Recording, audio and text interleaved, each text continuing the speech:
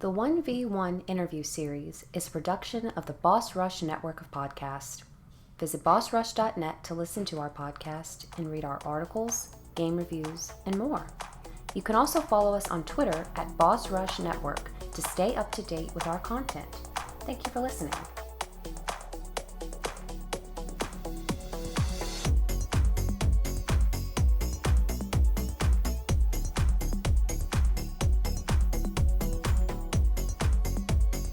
Hello, everybody. Welcome to 1v1 here on Boss Rush Network. I'm your host, the Enlightened Insider ADV. Joining me on this special interview section of our content creators, she is one of the writers of Zelda Dungeon, one of the contributors. She's also co-host with her good Judy on the Gossip Stones podcast that you guys could check out on Speaker, I believe. That is the podcast service. Please, everybody, welcome Lulu. Hello. Hi. Thank you so much. I actually do social media for Zelda Dungeon and the Champions cast too. So, yeah. Yes. Hi.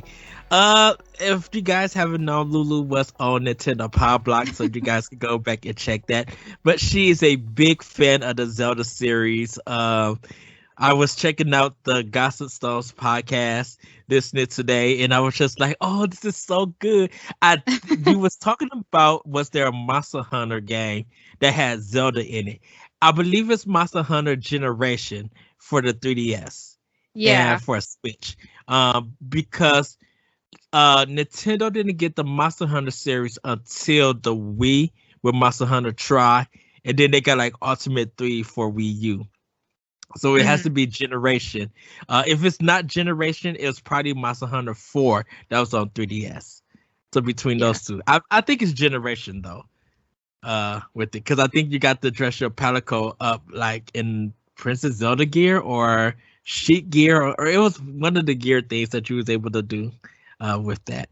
So yeah, I think so too. I think after Pow Block, I went and looked it up because I was like, oh, if I'm wrong on this, I'm just gonna bonk myself. And I looked it up. I can't remember which title it was, but I was right. There was Zelda stuff in a Monster Hunter title. So at least that crisis was averted. Exactly. Which is weird because I wish that they had something in Monster Hunter Rise or Monster Hunter Stories with Zelda, because you and Judy was talking about the Oracle games. And we've been talking about there's a possibility of that remake Seasons in what was it? Seasons and Story? Is it? Oracle of Ages and Oracle of Seasons. Yeah. What was that? I'm thinking of a different game. That's why. And I was thinking that Grezzo could actually take it and redo it because of Link's Awakening. Right. So we're gonna get it all into Zelda because I know you did your what's your first Zelda thing and the last one you played and stuff, and I'm an old school Zelda fan because I had the gold cartridge on the Nintendo NES. Oh, nice. So I grew up playing Zelda that way, and actually it was my friend that I saw, and then when my mom got me a Nintendo, I started with Zelda with that, getting the gold cartridge. We actually went to a family-owned furniture store that had the Legend of Zelda 2 in its in a bin. With the cartridge wrapped in plastic, and I picked it up and went there, and my mom brought it for $50. Oh my gosh, that's awesome. So, but before we go on, Lulu, where did you start gaming? I started gaming probably, it was before I could read, so I don't know, like 4 or 5. My grandpa got me into Nintendo and Zelda. He plays video games. He still does to this day. And he had a Super Nintendo, and so like my first one was A Link to the Past, and such a classic. Yeah, it's so good. And so we just we bonded a lot by playing Zelda games, and I would be like, Papa, come watch me. And so yeah, so I've just been gaming for a really long time. All right. Did you love that dungeon where you had to get that fake princess into the light and she was actually the boss? Oh yeah, that it's been a while since I've played it, but yeah, that game can have some definite hardships at times. oh, oh, that one boss that when you hit it, it's you're bouncing back, you about to fall through the floor. And you have to. Mhm. Oh, I hated that boss so Uh, me and Corey, we have a retro show that we played all through it. So we recorded and put it on YouTube. And I think it took me about 15 minutes to beat that boss because he keep making me fall and everything. Yeah. I gotta learn their names. I gotta learn a lot of names from this other series. Um, that's cool. That you got into it. So was it because of the Legend of Zelda: Link to the Past that you got into the Zelda series? Yeah, it really was. I mean, that kickstarted it for me. And then afterwards, obviously Ocarina of Time. I actually didn't even play Majora's Mask until like a couple of years ago. I played it for the first time. But I think the ones that really solidified it for me were Ocarina of Time and Twilight Princess. Those are like Ocarina more like for nostalgia Mhm. sake. But Twilight Princess was one that I really just like I was figuring out how to actually game and like I knew what I was doing and I got through it and had that sense of pride more than getting help from my grandpa or something. So Twilight Princess really solidified that Zelda love, but Mhm. yeah, A Link to the Past definitely started it. Ocarina of Time was it was a big game changer in the industry, and it's still an iconic game because you had the Z targeting. That was a big thing back in the day, Yeah. and I think people don't realize why Ocarina of Time putting in the Legend of Zelda in 3D was so influential in like video games in general was because of that lock-on system. Like Exactly. you really didn't have that lock-on thing because you can look at Bloodborne or Dark Souls and stuff like there, and they have that lock-on system. But that's kind of how Ocarina of Time started. You had those one-on-one fights, Yeah. and Yeah. It everything. was very influential for gaming just in general in a lot of ways. Yes. So, with your love of Zelda and your passion for the series, um, did you ever catch the Super Mario Brother cartoons? I was a little young, uh, as a not born when they were showing, Okay. but I have watched them. I've seen, the Mario cartoons, like the older ones. And I've seen the old Legend of Zelda cartoon. Awful but great. um, so yes, I did catch some of them. I made it a point to watch them. Okay. And as you got familiarized with the Zelda games, how did you get into the Zelda community? Um, so that's been a really slow trickle for me. When I was like 12, I made a Zelda website like Oh, that's by amazing. myself. Yeah. That's I awesome. actually it turned out really I had like 40 members on there. It was really cool. It was like Zelda rules dot something. I don't freaking know. It's not up anymore, but like it was a free website and I had like articles that I put on it myself. Like it was before I remember it was before Skyward Sword came out. Um Ah. and I remember because we didn't know much about it yet, but we knew that there wasn't going to be a horse. And I specifically remember one article that I wrote that was literally ranting that Epona wasn't going to be in the next Zelda game. And I was like, and there's no Master Sword? Like, how are we going to live? Like, I was so irate um, over those things. And then when Skyward Sword came out, I was like, oh, this is really good. And, so I I still enjoyed it. And anyway, on past that, when it came to Zelda Dungeon, I would watch like their Zelda marathons like every single year that they did. And I remember when I was younger, I would look back, or I would look at them and I would say, I'm going to be there one day and I'm going to be playing Twilight Princess. Like I'm going to be part of Zelda Dungeon. And I was young back then, and so it's really cool because like I started chatting with some of them and like made friends, and then I kind of like I joined a site called Gen Game, which had some people from Zelda Dungeon in it. Mm-hmm. And so like I wrote for them a little bit, and I was like, oh, maybe if I do like some Zelda articles, they'll see my potential and like invite me to be on Zelda Dungeon. But I was in high school and busy, so I kind of dropped off of that. And then actually a couple years ago, I saw that Zelda Dungeon wanted volunteers for their social media team. And I was like, well, what the heck? Why not? I have time right now. I had just had a baby. And I was like, I'm at home right now, so I'll volunteer. What harm could it do? And I did my like interview with the head of Zelda Dungeon, Masis, and I told him, I was like, yeah, I was part of Gen Game. And he was like, you were part of Gen Game? And I was like, yeah. And so we kind of chatted about that, and I joined on. And then a couple months later, I was invited to the marathon. And last year was my second year, and I was able to play Twilight Princess at the Zelda Dungeon Marathon. So literally goal achieved. I was so excited. Yeah, I actually met David Laxby from Zelda Dungeon accidentally. Celeste was supposed to be talking to a different David, and she ended up messaging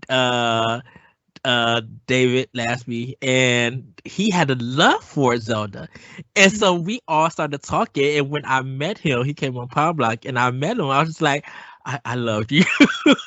I think he is so awesome. Definitely with the way that he writes, the way that his passion for Zelda, and it's so amazing. So to meet another person from Zelda Dungeon, it's just like really awesome. Now you also have Gossip Stone, which is your podcast with your friend Judy. You guys talk about video games and other kind of entertainment things. Like you guys talked about conspiracies and speed runs. You even had a discussion on the Matrix, which was really cool to like really hear about. How did that all come about? So I used to not be very active on Twitter. And then I started getting more active like this past year, and Judy's on there a lot and we interact or whatever. And so I made a random tweet one day, and I was like, I really want to start a podcast. And she like made a comment on there, and she was like, just do it. And I didn't want to do it by myself. Mm-hmm. I was like, well, I need a co-host. I was like, Judy, we're both in Zelda Dungeon. Do you like want to be my co-host? She was like, oh my gosh, sure. So we talked for a couple of days and like worked out what we wanted to name it. I was like, let's wait until I get the artwork. I made the pixel art, like little gossip stones for our logo or whatever. So I like worked on that, and we worked out just all the little kinks of it. Obviously there were still some things that went awry, but it was our first season. So it was a lot of fun though. The funny thing, we haven't even met yet. The past two marathons she hasn't been able to come to. So just over this, we've grown such a close bond. And I love her so much, and I wouldn't want to do this podcast with anybody else. That's for me and Corey's relationship. We tell the story a lot of times about we met on Nintendo voice chat, and he was doing his old site DNA, and I was doing my podcast Optional Opinion. And he asked me, like we was talking back and forth. He's just like, hey Ed, would you like to do a podcast about Nintendo? I was just like, yes, I would love to. Yeah. And so Nintendo Power Block started that way with him hosting, and me and my other friend Adrian and another friend Kyle, like at different times, would come on and talk on things Nintendo. And I just realized that we're getting close to almost 300 next year. Oh, And that's awesome. yeah, and like me and Corey, when it was just me and him doing Power Block, we would literally just talk a lot about Nintendo. But our friendship started because of Nintendo Power Block, and it's still going strong. So I understand that feeling that when you start a podcast with another person and you bond over it, and you're having so Mhm. much fun, it's like at a time I told Corey, because I tell Corey that he's my brother. Like Yeah. he's literally family to me, and I think sometimes when you do a podcast and it grows like that, you guys feel like a family relationship. You feel like a unbreakable bond Yeah. uh, with that. So, and I could definitely hear it in the podcast of Gods and Stones because it's if everybody don't know, it's a 8 episode season that you guys got right now, but you guys gonna come back later with a season 2, Yep. and it's such a great podcast to listen to. I was kind of mad at one podcast of it because I was walking and it was good, but it was like only 26 minutes. I think you guys only talked news. And they're like, wait, that's it? Yeah. So I'm like, no, I need more. Yeah, I definitely remember that episode. That day, I think, I don't know, we got all the news for that one that we wanted to talk about, and we were just like, we got to the end of it and we were talking, we were like, this wasn't a very long episode. And I was like, well, sometimes some people are like in a rush and they only have time for maybe a 30-minute episode. So we were like, this can be one for them. Yeah, it really was just like I was almost done with my walk because I listen to a lot of podcasts when I walk and everything. So I was, getting my exercise and just like, that's it. Wait, and I was it because I think when you get into, you really like a podcast when you really get into the conversation and you really wanted to respond, and you just like, I can't respond to recorded audio. And I don't. I love the fact that you have people write to you guys because you guys have a question of the week for the next episode. I really like that you incorporate your listeners to respond to the questions that you got. I really think that's awesome. Now, Thank I you. gotta talk about the E3 episode because I love what you guys said, and I love the fact that at E3, you guys kind of felt like they didn't give you enough of Breath of the Yeah. Wild 2. And I think I kind of wonder, I kind of want to ask you, actually after E3, after seeing the trailer, did you look around social media and seeing what people were thinking, seeing the theories? Me and Corey, we talked about this a trilogy, and we have like almost 2.5 hour episodes thinking of what could happen with it. What about you? Did you guys think about that or anything?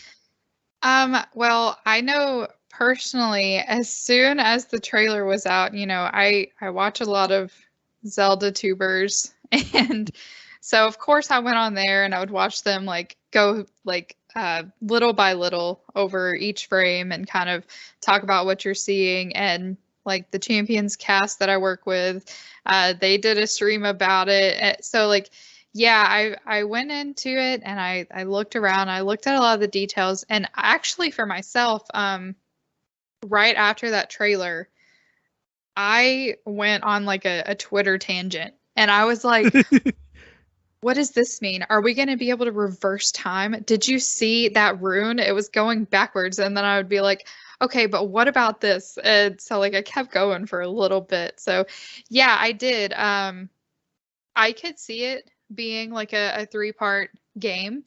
Um, there's just so much speculation with how little we've gotten. But I like it too because it adds to the mystery and it adds to the anticipation of it. So part of me, obviously, as a Zelda fan, wants to see more, but part of me also doesn't, if that makes sense. And there's so many people that are talking about like the Game Awards. There's going to be some big world premiere announcement, and there've been so much speculation because Reggie came on and was like, it's going to be legendary, and everyone's like, oh my gosh, it's Zelda. And so like hopes are rising from people, and obviously as a Zelda fan, I want to see that, but also I don't want to be let down. Well, I was talking to the guys about this. I don't think it could be Breath of the Wild 2. That's fine. I actually really think that it's going to be Kojima's game. It could be Fable because Fable has been in development, and I don't know if they're having it at the Microsoft theater again. They probably will. I think the way that Microsoft has been going this year, like definitely they had a spectacular E3, and they've just been like knocking it out. I think Fable will be the one to look out for over Breath of the Wild. I think Nintendo is still controlling the messaging of Zelda of when we see Breath of the Wild 2, because we still don't know the name of it. Right. And I really feel like and I understand what you're saying. Like I want to see more, but I don't want to see anything. And I kind of have a feeling that if we get a Nintendo Direct this year, there's a possibility we'll get a name reveal. But we still won't get a date. We'll just still get that 2022. I really think that in order to show Breath of the Wild 2, you need E3 next year. Yeah. And with Anuma and Monolith Soft, a lot of people got to realize that they built this game up from the ground because it is on Switch. I don't know if you've seen the interview that they kind of only had about 6 to 8 weeks to get the game ported to Switch or something.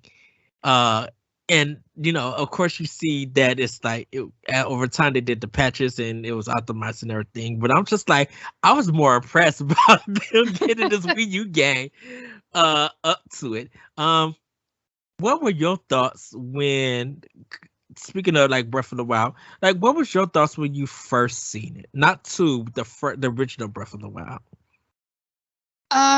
Chills. Definitely chills. I cried. When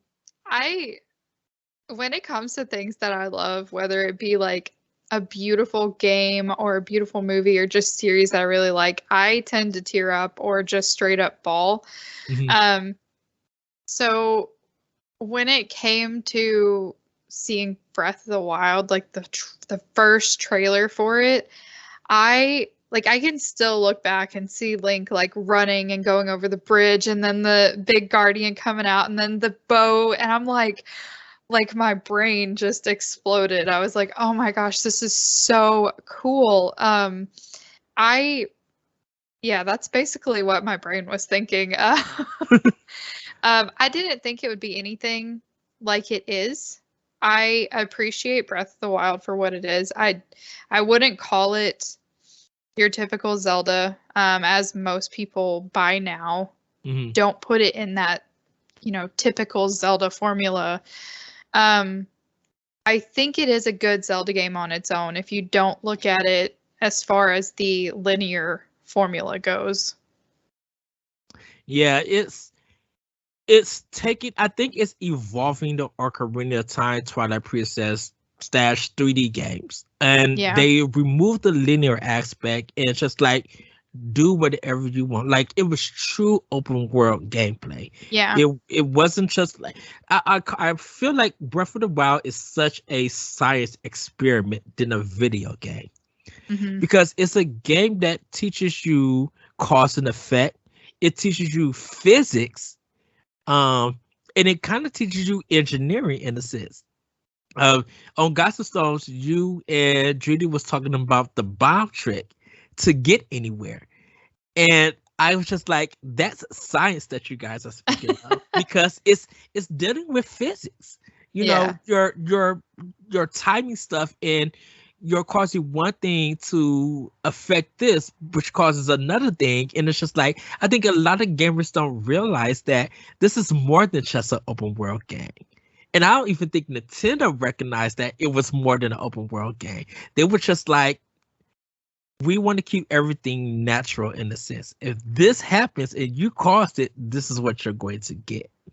Yeah, exactly. And I really appreciate how they did Breath of the Wild. It took me a little while at first when honestly, a lot of the time I forget that it was a Wii U game because Yes. one, I didn't have a Wii U at the time. I remember always like they call it Zelda U when it wasn't on Switch, Yeah. And so for the longest time, I was like, what is Zelda U? I was like, what even is that game? After already knowing what Breath of the Wild was on the Switch, I'm like, Zelda U, what did that just flunk or something? And then I'm like, oh my gosh, it was Breath of the Wild.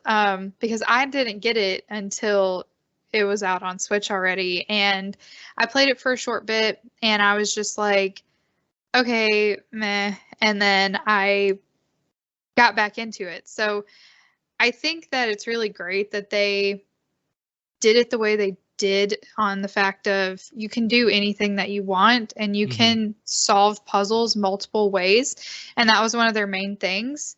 But I also think I'm really hoping that in the next one that they bring back a little bit of that linearity, if that's a word.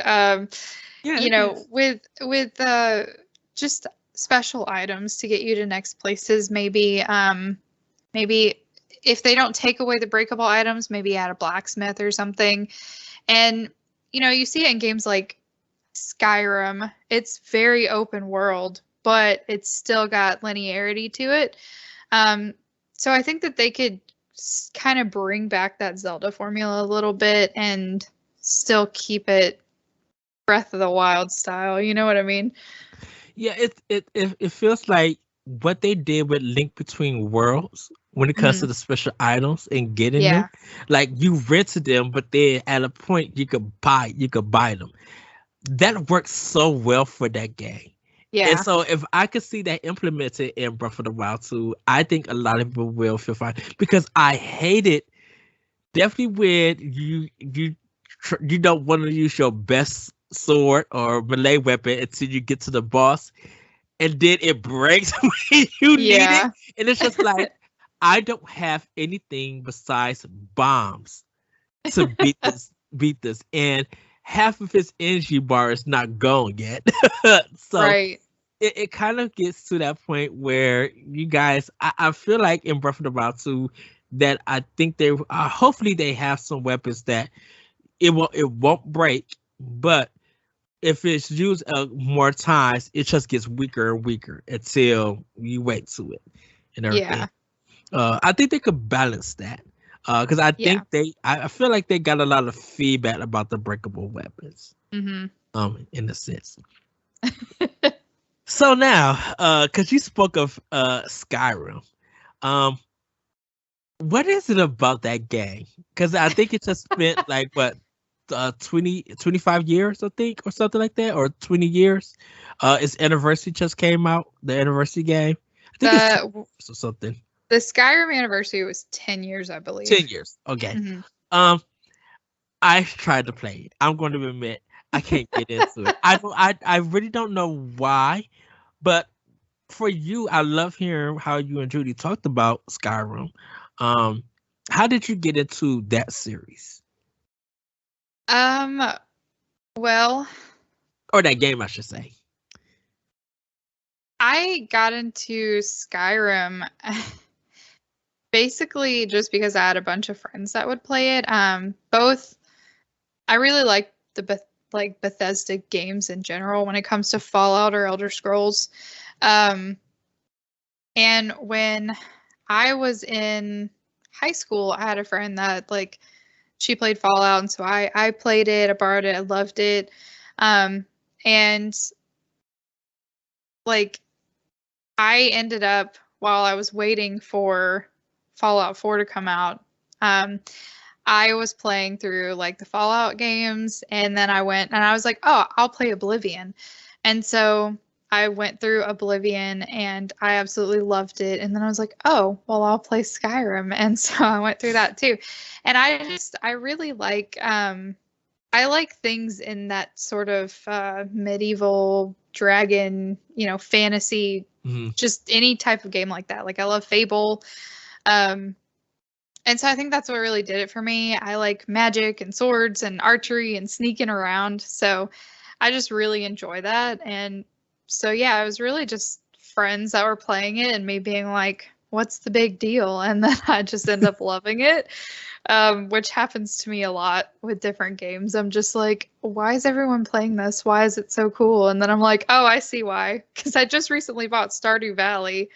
Nice. And I have been so addicted. Like I bought it last week and I'm already like 60 hours put into it. I'm so into it. I love it so much. I have it on my Xbox One, and I need to sit down and play it and stuff because I love the farming aspect to it. Yes. It's a great game, great soundtrack, and if you are dedicated and learning what to do, you would get hooked. And I have seen some people who farms are just beautiful, and Oh, yeah. I sit back and be like, how do you do that? And I think for me, it's just like I'm not a planner like that. Because it gives me like people who could play sim games in a sense, and that's like it's very design. It's very because to me, I feel like sim games are a work of art. You look at the full picture, and you're like, oh my goodness, like I can't do this. I could do a $50 million combo in Bayonetta 2. I can't do a lot of this stuff in a sim game, but I get amazed seeing people's work and everything. So I think I got to get back to Stardew Valley and just sit down. I was gonna buy it anyway. I love supporting indie developers, and he did a fantastic job, and his game is still going strong. It really is. And it, for the price that it is, it's an amazing game. And I've always loved games like The Sims or Animal Crossing. Well, I can't say always for Animal Crossing because I started with New Leaf with that one, but like games like Sims, like The Sims, I have been playing that since Sims 2. I played the little My Sims game. I love games where I can be creative because it just kind of gets my brain going. And when it comes to like, I am not very organized, like in real life. I try to be, but I am not. And when it comes to games like that, I can kind of, I don't know, I guess escape my unorganized life and make it pretty like how my brain wants it to look. Yeah. And so it's really stress relieving, even though I'm sitting here like time traveling and skipping days to do the things that I want to do. But I also like to do things like in Stardew, actually today, I got a piece of paper and I wrote down a checklist of things I do every single day in Stardew Valley. And so like, it's really funny because I got made fun of for it today in a loving way, but I really like making lists, and when it comes to games like that where you can just do whatever you want, it's really awesome. It's just a fun thing to do.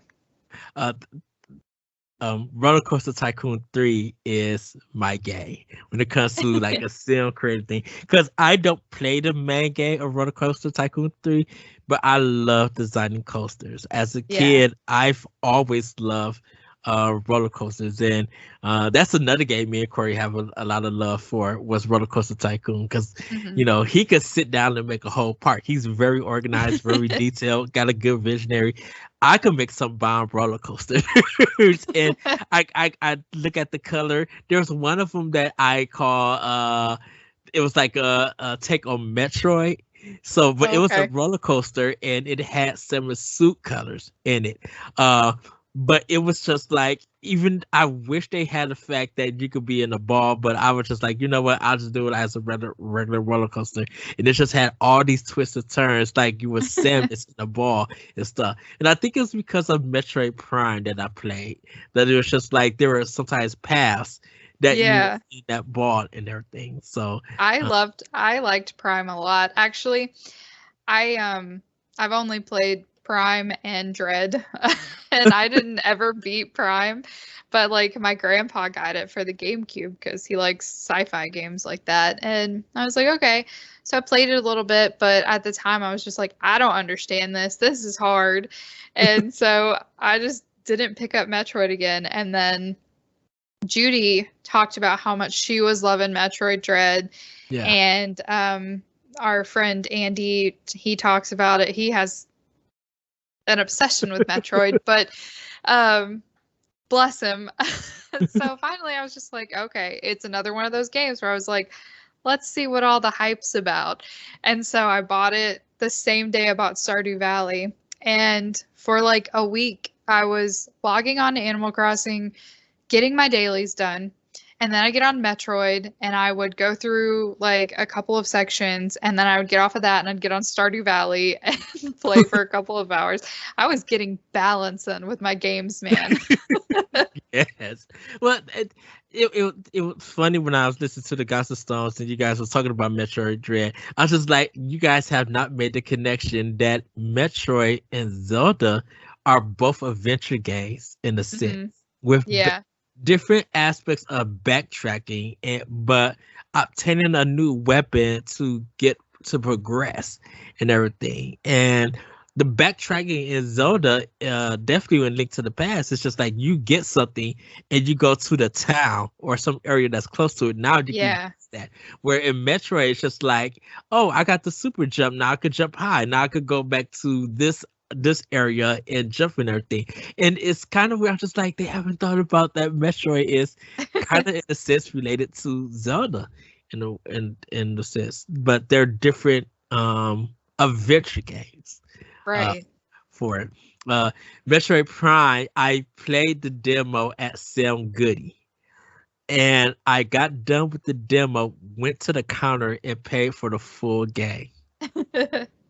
Now, my job at that time was like half an hour away from where I pre-ordered it. Yeah. So I had to drive to a whole nother town in 5 o'clock traffic to no. to get that game. I did the same thing for Okami too. Like I just seen Okami and I wanted to get it. And I think I don't know how you feel about this. Have you ever seen a game because of its art that you wanted to play or buy it? Yeah, actually, I have.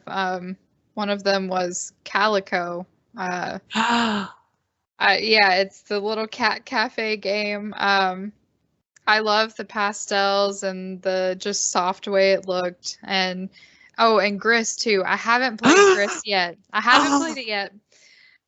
But I bought it because of the way it looked, because it looked so good. And so I don't know why I haven't played it yet. I wanted to stream it a little bit, but I haven't streamed for a while. So I'm like saving it for that, but I'm really excited to play it because I've heard so many good things about it.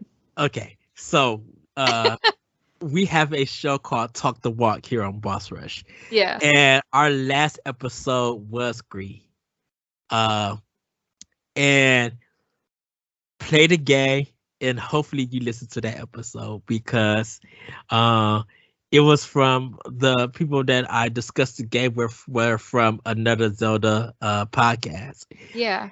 And they just blew my mind with so many theories and so many explanations and everything. And I was just like, I did not think of this. I didn't think of this game in that way. It literally with Numata Studios. I seen the artwork, I heard the music, and I was just like, the day this game dropped, I'm buying it because Greed came out of nowhere. Yeah.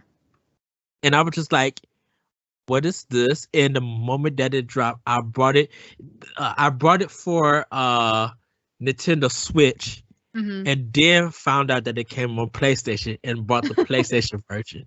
And I bought the PlayStation version because I wanted to stream the whole game. Yeah. And everything. And I can't say no more about it because you have to play it, Lulu. You have to play it. Let me know to be like Ed. Da da da da da. It's just go in knowing that if you feel emotional, it's okay. But it's one of the art styles that I looked at it and I kind of tweeted. I kind of made a tweet about Santa Monica, but just like this may sound crazy, but I could see God of War in the style game Hmm. and this artwork. Yeah. Um, and even though it may be a little bit too bloody and stuff, I'm just like something about the screen. Santa Monica could do something with this art style. Right. You know, uh, man, I can't wait to play Korea. I'm so happy. Uh, so we talk about snacks. Yes. So, what do you snack during gaming sometimes? Oh, all the time. All the time. What is your go-to snack when you game? Um, it's either leftovers or Reese's. Ah, Yeah. you We heard had this discussion. talk on Pow Block. Yeah.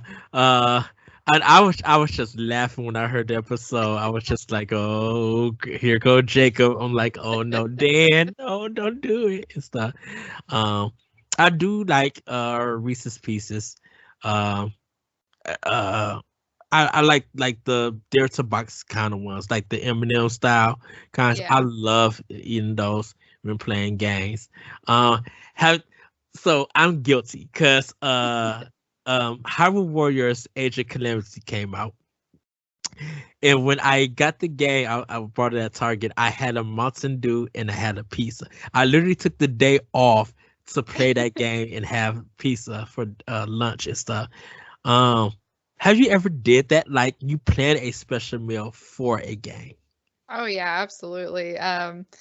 There's times where I'll order pizza or order Chinese food or something, or just like stock up on snacks, and if I have the day off and something like a new game has come out that I really am into or really want to Hmm. play, I'll just like dedicate that whole day to it. So yeah, I definitely feel that. Yes. Um, what about movies? Like, are you into like video game adaptation movies, or is this like a certain genre of movie that you like to watch because it feels like a video game in some sense? Um, I don't know. I mean, I'm into a lot of types of movies. My favorite movie is horror. Like favorite movie genre is horror. Yes. Um, and I like horror games as well. I don't play them very much, but I do like to watch them on YouTube. Um, so I guess I could kind of think of that in like a jump scary type of way, and you could make that Yeah. sort of connection. I like video game based movies as well, but I can't think of any off the top of my head. I know Animal Crossing has a movie, but I have yet to see it. So Wait, where? Wait, huh? yeah, it's actually an older movie. Uh, yeah, it's a movie, and I think they based it off of Wild World. I think. Please, if any Animal Crossing people hear this, don't attack me if it's not Wild World. I, But I know I know there was a fan made short that before this Animal Crossing came out, the one I think that came out on Wii U, um, this person did a nice, beautiful kind of like um claymation kind of Animal Crossing. And it was like a fan short and it was really beautiful. Had the right music and I was just like, man, I wish this was real. I think it was a movie or a little short and stuff. And I was just like, I could see Animal Crossing as a cartoon series as this. yeah, they actually it wasn't claymation. The movie is actually like an animated cartoon movie. Like Ooh. yeah, and they have, I mean, Tom Nook's in there. They have a girl villager with like the pigtails that stick out.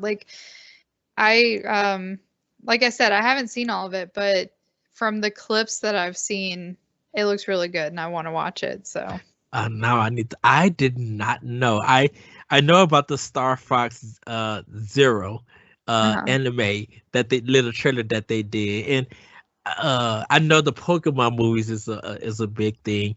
You mentioned horror. Have you ever seen a movie called The Witch? Yes, I have. Yeah, That movie left me speechless on how I good know. it is. Because I was just like, what is going on? The mom, she, as crazy as she is, I'm just like, okay, you trying to get this Academy Award. Yeah, it didn't go the direction I was wanting it to, or not that I was wanting it to, but that I thought it was gonna go. Yeah.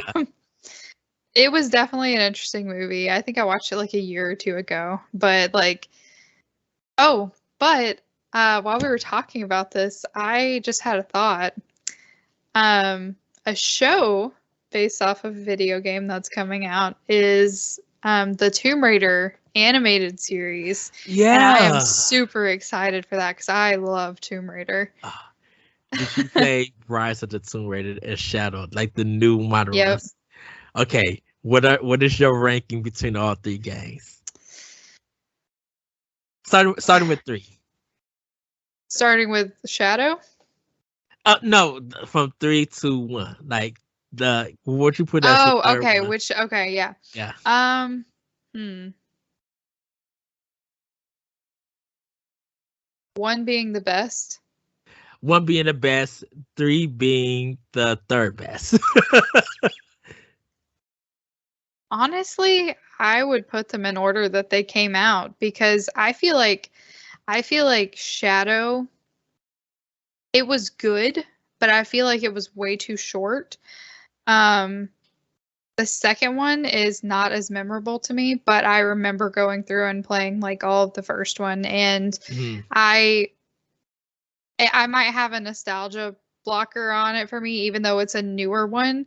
Um, but I was so excited for Tomb Raider to come out because I've been into Tomb Raider since I was young, and um, when it came out, I was like, "Oh my God, this is so beautiful!" Like it's like a movie, you know. Yes. It's so good, and I'm hoping that they bring some stuff back from like Xbox 360 days, like Mm. um God, I can't remember, like with Legends and Underworld. Yeah. Um, I'm hoping that they can kind of tie that into this newer series if they decide to keep going. But I really enjoyed those too. And honestly, Legends and Underworld, they did not like, not a lot of people seem to really like those, which is really sad because I love them a lot. They're because I still have them. I think they were good games. I think it was just a different direction that they were Yeah. going to with the series, and it was just like I think after Angel of Darkness kind of, I don't want to say ruined the series or anything. No, Angel of Darkness is my favorite one. That I think the thing about it, it was just like it felt unfinished. It had some bugs and stuff, and it Yeah. kind of like a lot of people go to that one that said that this one is the one that hurt the series, that kind of damaged its reputation. But like Legends and Underworld kind of was like getting it back to what it is. And Yeah. so when they did the reboot, yes, the Uncharted games were out, but like Tomb Raider, just the reboot of Tomb Raider, it literally started off so well, so perfect that to me personally, I prefer over the Uncharted series. Hmm. Because there was a great story, there was polish. Um, it wasn't doing the, oh, I'm gonna throw everything in the past and then just go. It was just like, this is the moment, and you start from this moment and go forward. You Yeah. know. And I loved getting that kind of origin story, you know, Mhm. like um back, I think my first Tomb Raider was the third one, Lost Artifact, where you Yeah. could go and run through her mansion and shoot the butler and everything. That was my first one. And I played Angel of Darkness. I love that game. It is one of my favorite Tomb Raiders. And I know that it got not a lot of love, and it makes me really sad because I wish that it could get remade or just, retold in a sense, because I feel like it had a really good story, but they didn't do enough that they should have with it to make it as perfect as it could be. And I think it was also ahead of its time. Yes.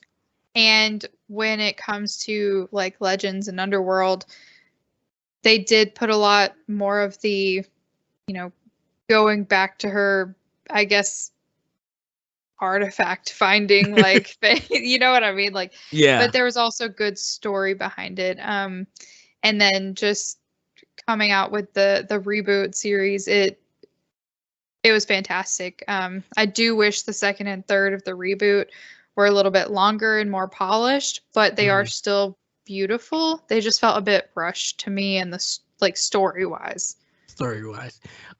I think with Angel of Darkness, I think a remaster was suited because I think it had direction, and like and I can admit I didn't get to play it.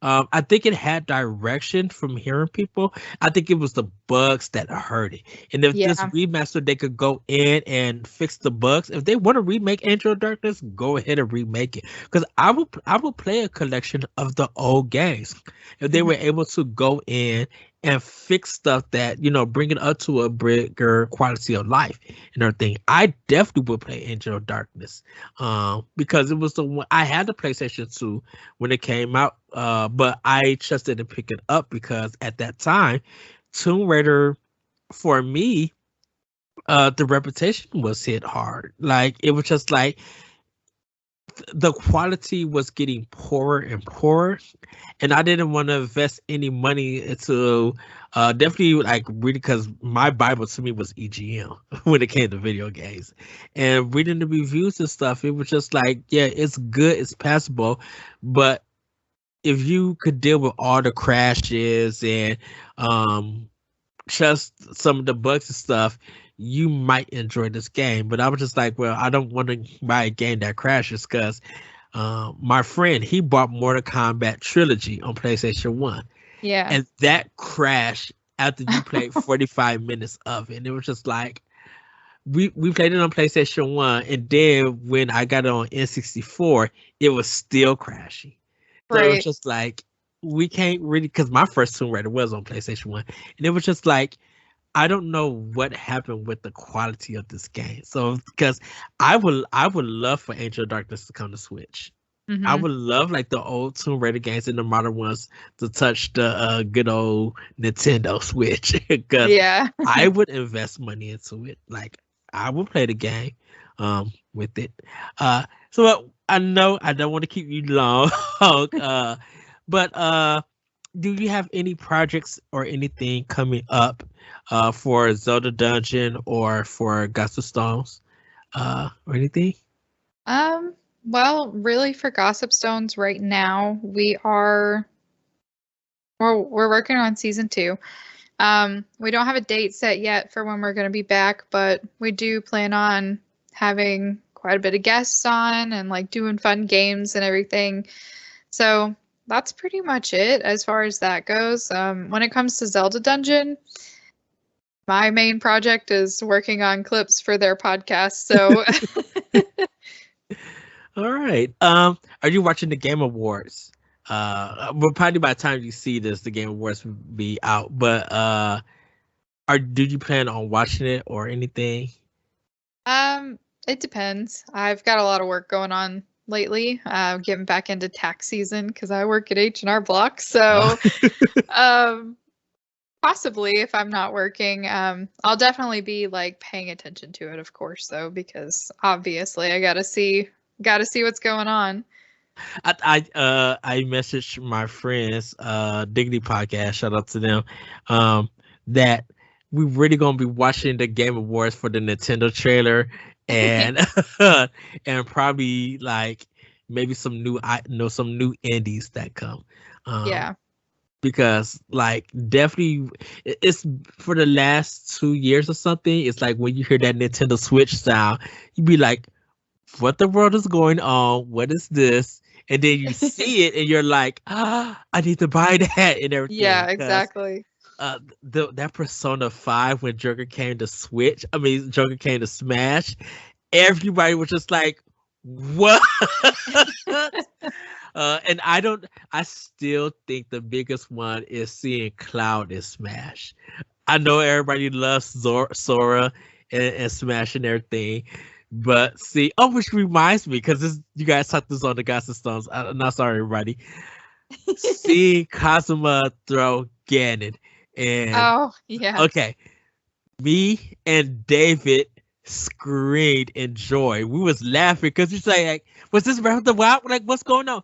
Ganon. I'm like, what? We thought it was like, okay, this Breath of the Wild. No, this could be Hyrule Warriors, like DLC. Like we were hyped, we were screaming, and then when we saw Ganon getting it thrown off, and it was Kazuma Yeah. for second. We were just like, what? I know. I was so disappointed too because like I wasn't really thinking Hyrule Warriors. I was thinking like I don't know, just some spin-off Zelda game, but I was like so hyped. I was like, "Oh my God." And like they led it with that. And they knew what they Yeah. were doing too. When they Yes. led it with that, they were like, this is gonna throw them for a tizzy. Let's do it." And obviously, you know, at the end of that, they gave us the trailer, and so they knew what they were doing, and it was very sneaky on their part, but I got a good laugh out of it. I did too. I was laughing so hard. I was just like, this is so funny. And then he'll just throwing all the other characters, and then he dropped Kirby, but Kirby saved himself. I was just like, wow. Did you ever see the first Hyrule Warriors trailer on Wii U? No, but well, maybe I probably did, but I love the first Hyrule Warriors. I actually don't like Age of Calamity very much. Really? Really, I would much prefer the first Hyrule Warriors to Age of Calamity, and I know that I'm gonna get shook down for that, No, but no, you won't. No, you won't. I think me and David loved it. I made, well, of course, for Pop Block, it was like our game of the year.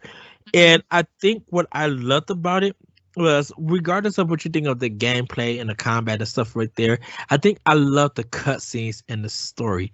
Suga is like, I love him because just his character design, his mannerisms, his voice acting, something about him screamed power for the Yugi clan. the Uh, the Yiga. Yiga for the Yiga clan. Sorry, Yugi. Oh goodness, the Yiga clan. The moment I seen him, and I was just like, I wanted a amiibo. I wanted a plush. Like I wanted a T-shirt, a poster. Like he's one of my favorite villains in the game, or Mhm. villains or enemy in the Zelda series. And I was just like, something about you just screams power. And I guess like Kobe Tecmo did such a phenomenal job. And I love that Anuma and the Zelda team let them create him for this game and stuff. And I know people have problems with it, like the timeline and the linearity and the story plot and everything. But I think I was so here for the ride of these cutscenes because it felt like a Zelda game, but it also felt like a Zelda movie.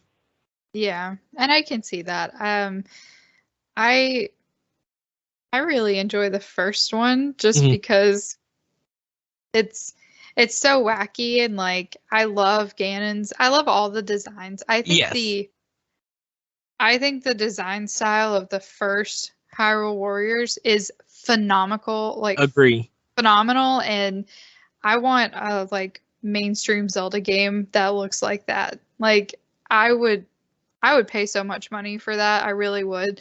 Can And I it's just say fun. Yeah. Hyrule Warriors soundtrack, the first one, Oh, I love. They call yes. it butt rock. That soundtrack is perfect for that It game, is. and I love it so much. The day that it came out, and I just got onto the first stage and played it, I'm like, oh, I'm into all of this. I still got to rebuy Mhm. it on Switch, but I own the Wii U version, and I beat it, and I was just like, I love these original characters. I love the story, and I wish I think I like Hyrule Warriors Age of Calamity because they learned some things. Mhm. Because that was kind of my first Warriors game. Uh Yeah. and stuff. And when I seen the trailer, I'm like, what is this nonsense? I'm like, Hyrule Warriors, what? And they're just like, oh, they took what I love about the Zelda game and made it a actual game. I love the action and just this beat 'em up style and this weird thing. And it was just like, this is so odd. But the day it came out, I was buying it. And I remember when it came out, everybody was playing it for that whole weekend. And Yeah. they loved it. And they were just like, yeah, it's an 8.0. It's an average game. We probably won't go back to it. But what we are playing, it pulls you in. Yeah, and I like honestly, the Warriors type games, they're not for everybody. They really aren't. But like even the definitive edition and Age of Calamity, just being able to play as all of like these different characters you really really love.